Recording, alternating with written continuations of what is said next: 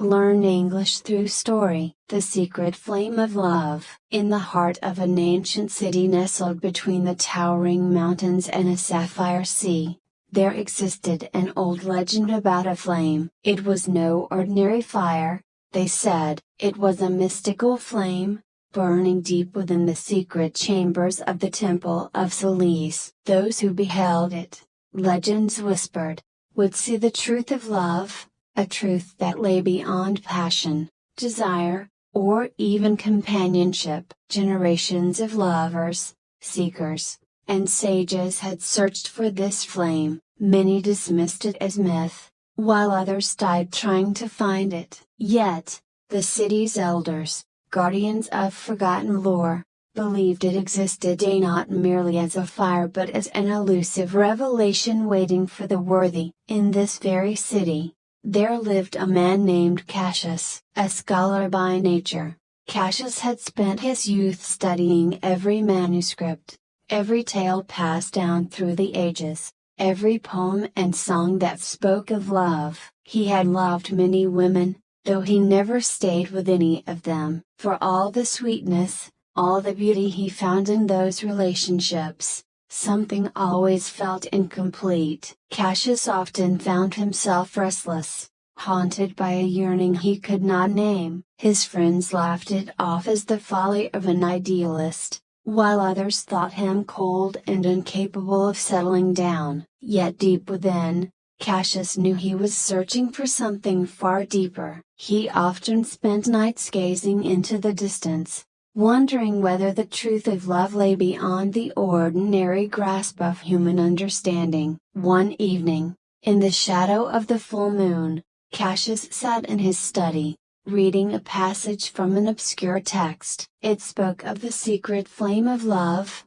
hidden in the Temple of Solis. Most dismissed it as myth, but something stirred within Cassius. The words seemed to reach out and pull him in, igniting a curiosity he couldn't ignore. The next morning, he set out on a journey to the ancient temple, which was said to lie in a forgotten valley far beyond the city's edge. It was a treacherous path, and few had ventured there in centuries. But Cassius was determined. He believed that if he could just find the flame, he would understand the love he had always sought but never found. The road was perilous, and as days turned into weeks, Cassius found himself tested by both the wilderness and his own thoughts. He wrestled with doubt, with fear of what he might find, and with memories of the women he had once loved. They had been kind, intelligent, and beautiful,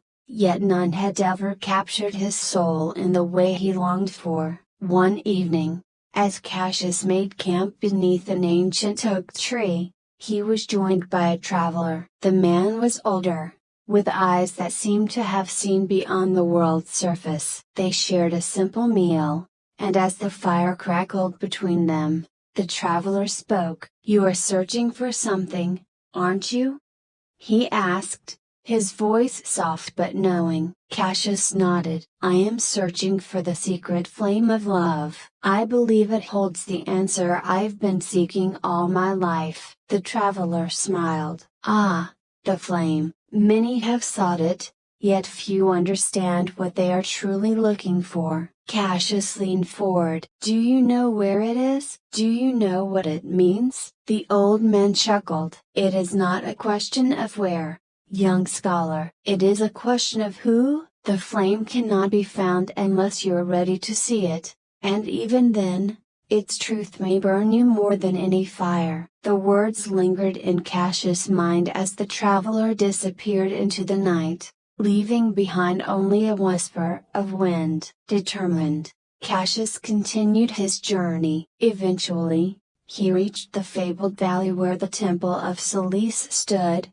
half in ruins but still majestic in its forgotten glory. The temple's entrance was guarded by two stone lions, their eyes worn but vigilant. Inside, it was dark, the air heavy with the scent of incense and dust. Cassius moved through the winding corridors, guided by an instinct he could not explain, until he reached the inner sanctum. And there it was, the secret flame. It was smaller than he had imagined, a single flickering light in the center of the vast, empty room. Yet, as he approached, the flame seemed to grow, casting an ethereal glow that filled the chamber with warmth and light. Cassius knelt before it, his heart racing. This was it, the answer, the truth. As he gazed into the flame, visions began to swirl within it. He saw faces as the faces of the women he had loved, their smiles,